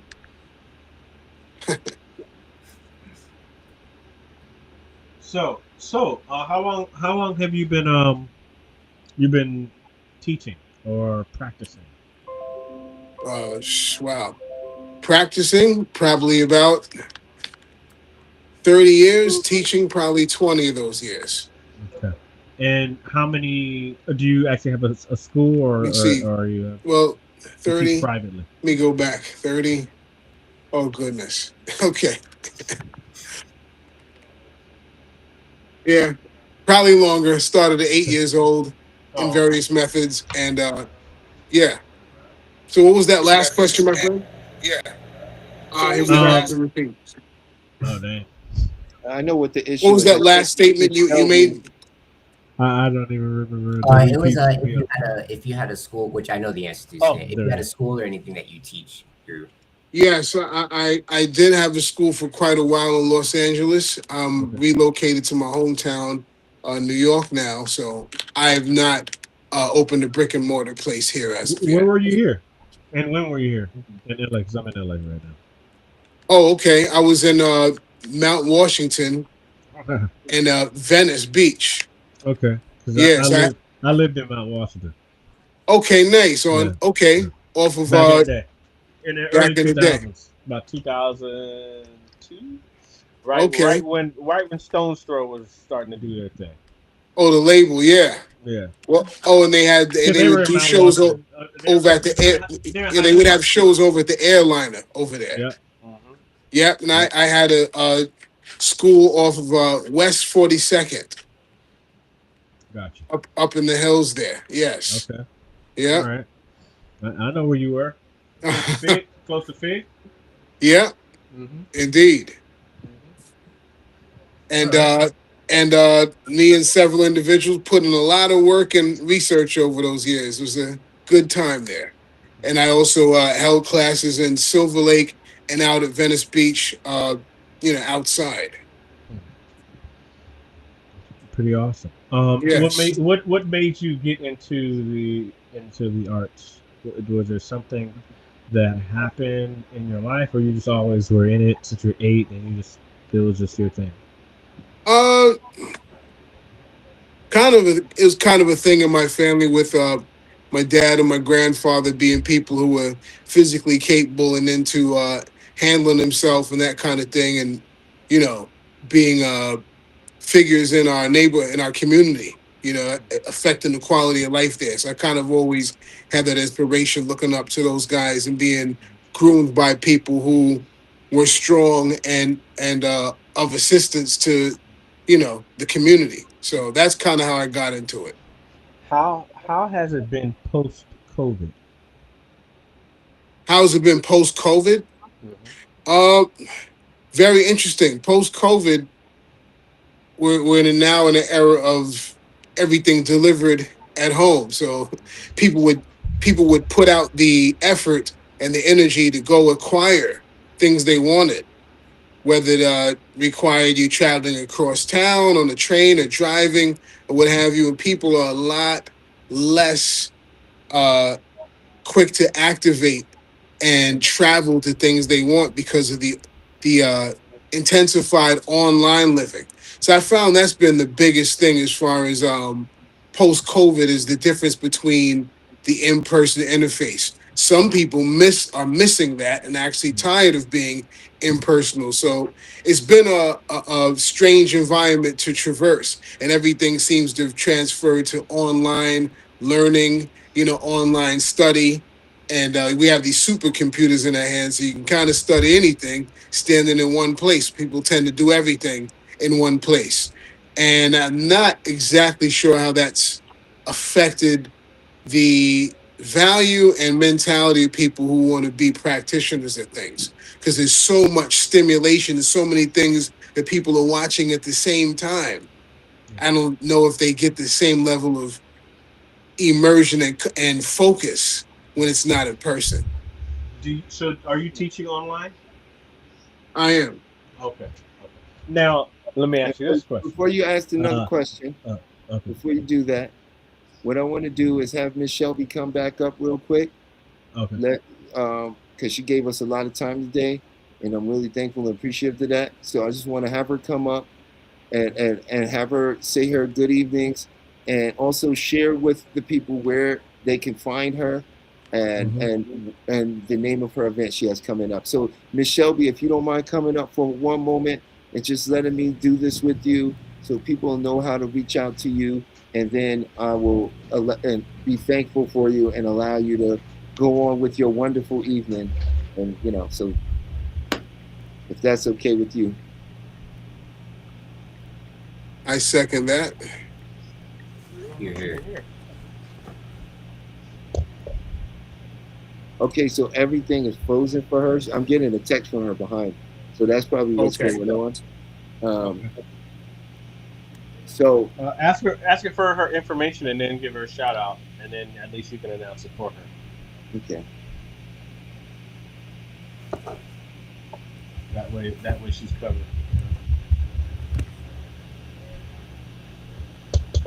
Meanwhile, yes, sir. So in person, what is I mean, do you see a difference in person versus online? Are people grasping it better in person because you can literally twist or move their hand in a certain position? Well, in person is always going to be better, because you're in real time, you're in physical contact, you're dealing with physical culture. So that's always going to be superior. You'd find it quite impossible to learn something like the pole vault without the person being right there with you. So things like body mechanics, and also, again, the effort being put in to achieve and attain something you're looking for. The effort that people had to put out back in the day. You had to walk miles to do things. So in terms of interfacing with people, it gives you an earlier assessment of how serious someone might be. If you drove from 45 minutes away, I know you're not playing any games. Yeah. Online, it's a little bit too accessible, sometimes. So a lot of times, maybe you all can relate to this. A person's effort is currency. Absolutely. Because when people get things too easy, they treat it as something free. Next thing you know, you're looking for them, inviting them for something they were looking for. So, one of the first important steps in any venture is to show up. So the value of showing up is a very high currency. Just to show up, just to activate, not say I'm thinking about doing this, or I'm fixing to, or I was playing around with the thought. No, today I've shown up. The training session's beginning and I'm here, and this is actually the 5th time I'm here. Very invigorating, morale-wise for the practitioner and the coach.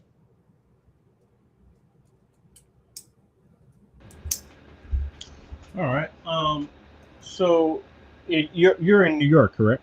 Yes, what part sir. Of New York? I'm in the Bronx. Oh, you're in the Bronx. I need to send my son to you. Okay, my nice. Son's 24. Would you like to shout out your location or no? Yeah, I'm coaching out of Van Cortlandt Park. Van Cortlandt Park. Yep, one of the largest parks in New York City. I was okay. Make Central Park look like a sandbox. And how does one get in contact to make an appointment with you? I can be reached at coachsudan@gmail.com. At gmail.com. Yes. I can also be found on Facebook at the handle Bronze Tiger, BronzTiga. I'm gonna tap into you right now on your Insta.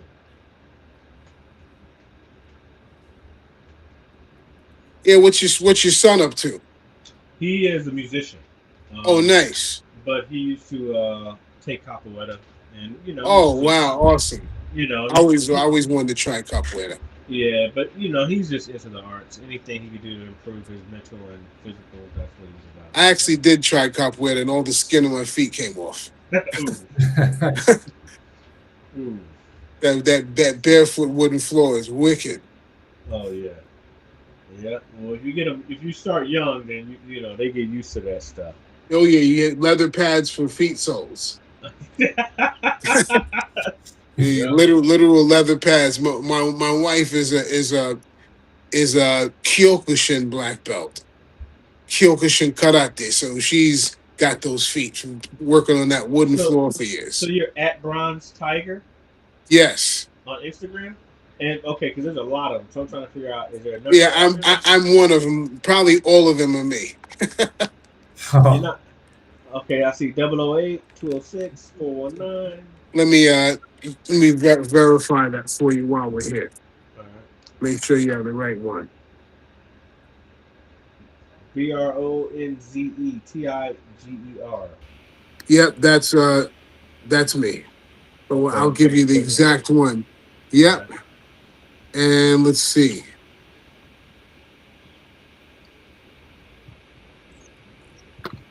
Stand by.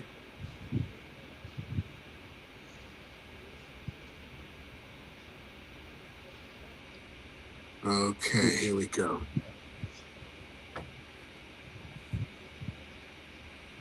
Talib, you've been real quiet. I want to hear something from you, man. Oh, I was literally. You do that every time I'm about to say something. You like read my mind. I was gonna say, I'm gonna be right back. I have to take my companion out for a walk so she doesn't. Where's your companion? Let us see your companion. Come here.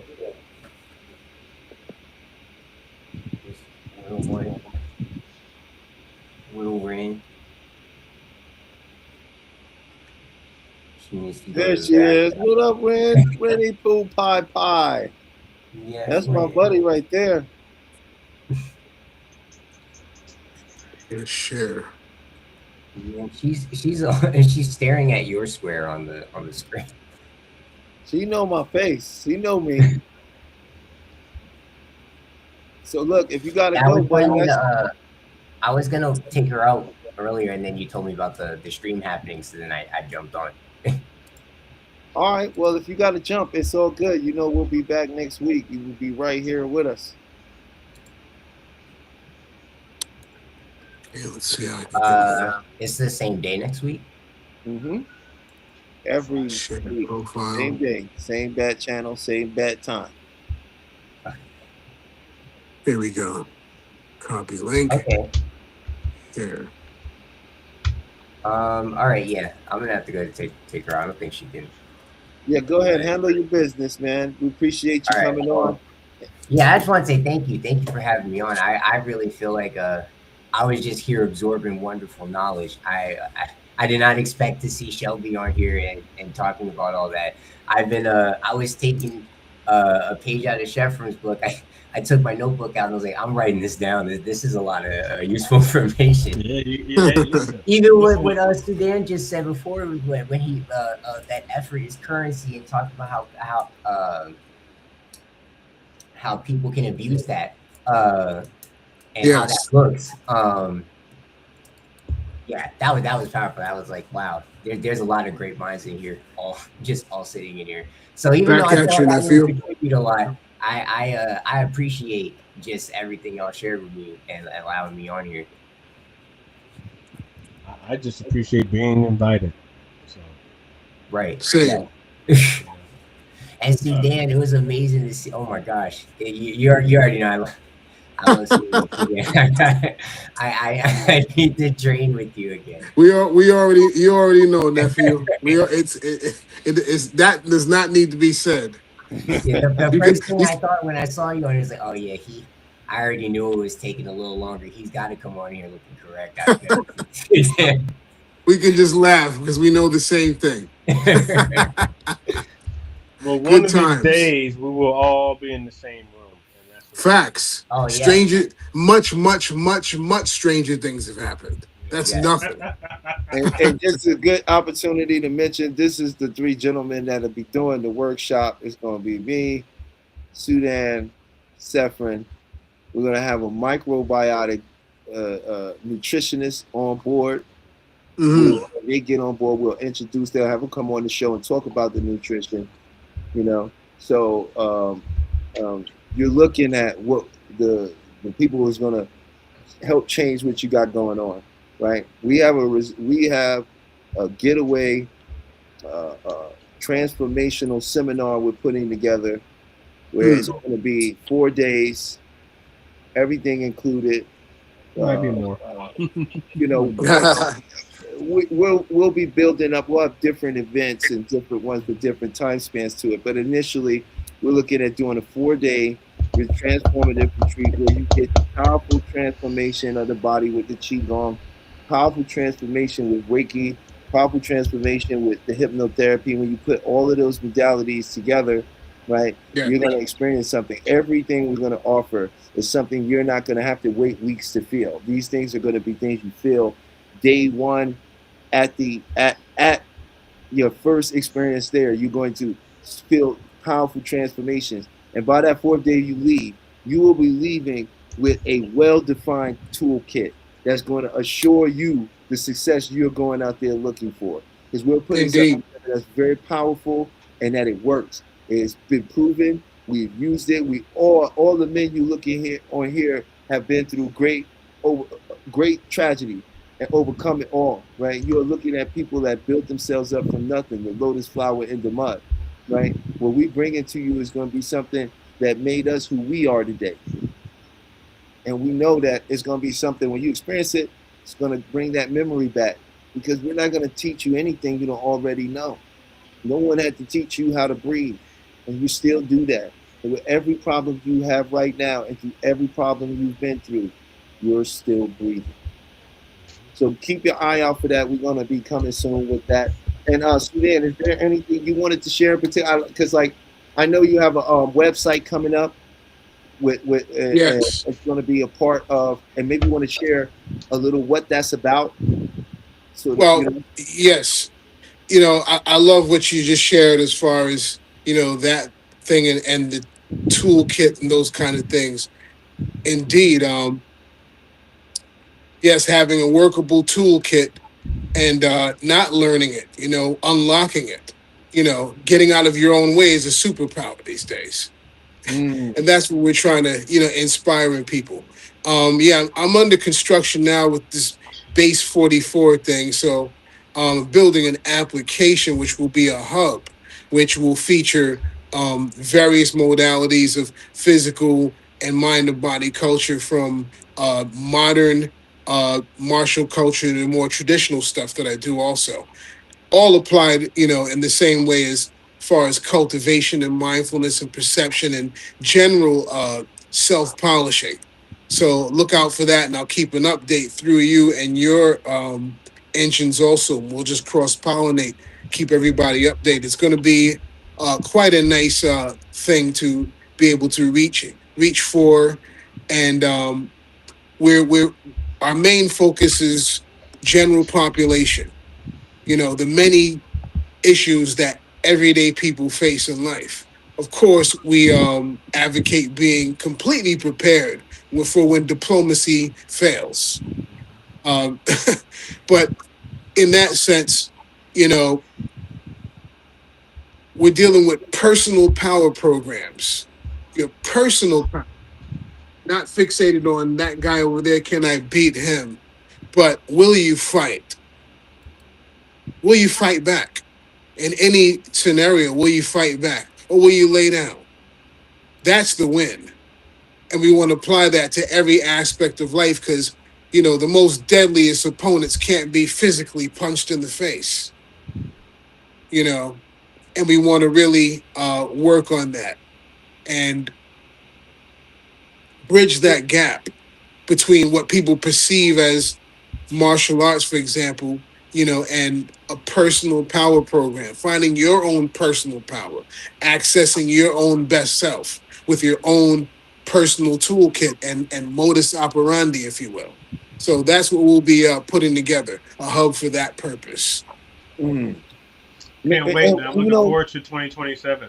Looking forward Yes, to sir. 2027. You can say that again. and maybe mention too. I want to talk about the You fun see of what I it. did there Well, with the repeat, but we don't have the repeat.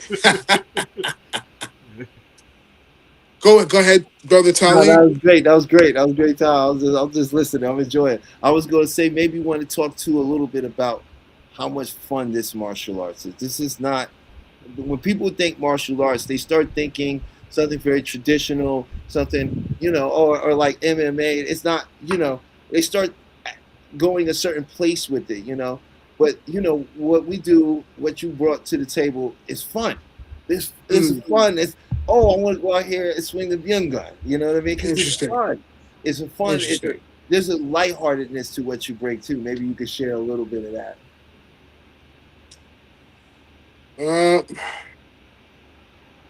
I think the lightheartedness energy you're describing really comes from it's very personal with the individuals involved. Like again, effort is currency. If someone shows up, I'm already motivated to do my best, and they of course have shown up. The first step with anything. As far as the fun factor, it's great to discover the truth, especially about yourself. So that's always fun to be able to have access, like you said, to feel something in the moment, on the spot. People have the proverbial question, hey, does this work? This is people's favorite statement right now. Does this work? Does it really work? And my response often is, work how? Which way? Which way are you referring to? These things work in many different ways. Does that work? That all depends on you. Because like we say, to know is not enough. We must do. That's Bruce Lee. And the brother said that earlier about application of the information. So I think the fun factor is the fact that it's something uncommon that's made less overly esoteric, especially the traditional stuff. So we offer what's called complete training. So you have to be able to throw your hands, but you also have to be able to breathe. Boxers breathe, bench pressers breathe, everybody breathes. So even the things that seem esoteric, we point out how actually, as a matter of fact and basic it is to everyday existence. So we over mystify stuff and make stuff tangible, and focus on the doing and not sitting around talking, me waving my hands, talking to the camera for every 10 minutes. We get people doing stuff and being active. So transferring the power is just like putting someone through mitt work. When someone gets a nice sweat and gets their sweat on and throws their hands in combinations, they feel like a badass. They feel like they did something today. Doesn't have anything to do with anyone else. It has to be, I did that. I showed up, I threw my hands, and I sweated. My breath is better, and they have that accomplishment of going for it. So we want to really motivate people to get up from behind these screens, because that's the thing. Even knowledge in this screen format can be harmful because people aren't moving. They sitting up, trading one screen for another. One screen is a cooking recipe. Then we go over here and see what Mace and Cameron are talking about. Then we over here to Kundalini yoga. You know what I mean? Then we're over here watching a fencing video. Then we're over here watching Clarissa Shields. So it's so much stimulation. It's tricky to get the same organic energy food from the screen. So that way we have to really tailor make how we present ourselves. Like you said, Talib, ways of speaking that instill various vibrations. That's very important through the screen to separate it from all the 1,000 pounds of fodder that people traverse every day. That is this screen content. So it is a challenge, my brother, that you asked earlier today. It's a big challenge for me, even though I can use any medium and transfer information and methods. The Now I screen, can tell you, not yeah, to interrupt, but I can tell you, you need to do more content because what you're doing right now is you're dropping gems in a very way that I can receive, and I'm sure a lot of other people can receive. So I think interesting. that's just something that you should do, because I mean, my man gave me the platform to open my voice up, which actually helped me tremendously. So I think you need to start doing some live in those joints. Wow, that's Nah, well real talk. received. That's very well received, and I'm going to take that to heart like gangbusters and triple my effort based on that. Very well received, and thank you. So look, we Well, got to get ready to get out of here because Peach got things to do. And she is the engineer on the show behind the scenes. So we done hit the Thank you, 2 hour Peach. mark. Thank you, Peach. we went over today. I'm looking forward to the powwow and think tank next week. I will be in the building bright and early, waiting out front before the show opens. So Yeah, and please, one time, please share, Brother Sudan, where people can find you at. yes, right now you can find me, you can email me at coachsudan@gmail.com. Bronze Tiger, all lowercase, one word on Instagram, and also on Facebook at BronzTiga, Bronze Tiger on Facebook, and more to come. Wonderful. And yo, we know that the website will be coming soon, people. So you'll be able to use these, building a website where he can reach more people. We can get training, but you reach out to him at Coach Sudan at Gmail, and you can get private Zoom lessons and get your training going now. There is no reason you need to wait to embark on that great change that you want to make, because this is why I love doing what I do as a hypnotherapist, because I don't have to be face to face, because the things that I'm doing can be conveyed from a distance. The same way you don't have to be in one room with Hollywood, but they are definitely giving you the suggestions on what to buy, what to like, and how to feel about yourself. So come see us if you want to change how that is. And once again, Talib, I know you got to go. I want to thank my son, you know what I'm saying, for coming up. And next time we're going to have him share a little bit too about what he does with hypnotherapy and gaming, for all you gamers out there that may want to increase your performance in games as well, because he is a level up competitor, came in 8th place. He's competed in many tournaments, destroyed everybody from Sonic Fox on down. And this is like, we have the footage, we have the proof, this videotape. So, he's caused some upset in the world of gaming. It was funny to watch it happen in real time as these people collapsed under the pressure of losing to him. So if you want to learn about that, and you may want to, take your skills and become more competitive, he offers a course where he charges you about $25 for an hour to 2 hours of a session, where he will sit you down, walk you through, give you the blueprint, while also teaching you and watching you game, and give you the tools. And by the time you end with him, you'll be very well on your way to understanding what you need to do, and you'll see at least a 25 to 30% increase in your accuracy from what it was when you started. Is that fair to say, Talib? That's very fair to say, yes. All right. So once again, Chef, you got anything to say? We always got. Yeah, it's a beautiful episode. Thank you everyone for coming. I couldn't hear you, man. You far from the mic. Oh, sorry about that. Sudan, nice to meet you. Junior, you know what's up. We got one more to go. Don't forget, I owe you that one. And yeah, thank you for everyone. Shelby, it's been an amazing. You've given us just so much information. I'm so proud to be a part of the show with you on it. And thank you. And give us your site again, man. Come on now. My site is Oreha Hypnotherapy. OREHA Hypnotherapy.com. Once again, it is called Oreha, but it's spelled OREHA Hypnotherapy.com. And you can also find me on Instagram that way as well. Wow, awesome. so looking forward to next week.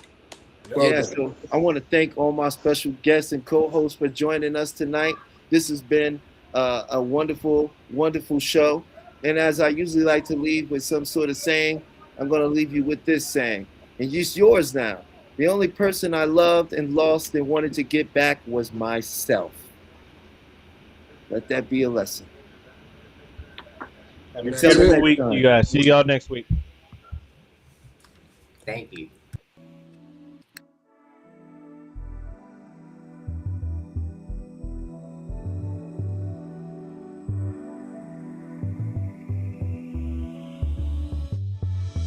You see, there's been a big misconception in the world of hypnosis.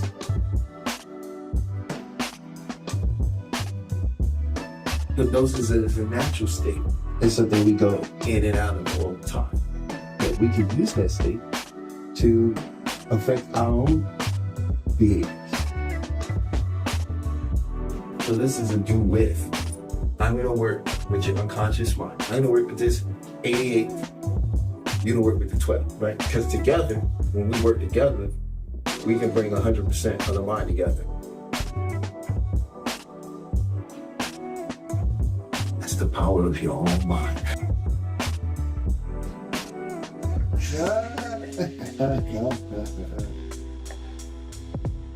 So I just attended Talib's group hypnosis, Beyond the Mind, and it was amazing. And the fact that I feel so refreshed and so energetic afterwards is amazing. It's a wonderful feeling. This was a bonus. So for the last couple days, I had been experiencing a pain behind my face. On a scale from 1 to 10, not even a 1, more like a dull ache. And while we were going through the process, I was able to let that go, and I was actually able to pinpoint the root of that disease during the meditation process and during the visualization.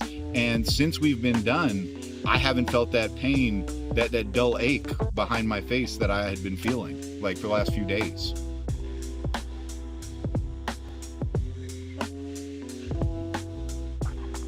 If you're in the Las Vegas area, come and give this a try.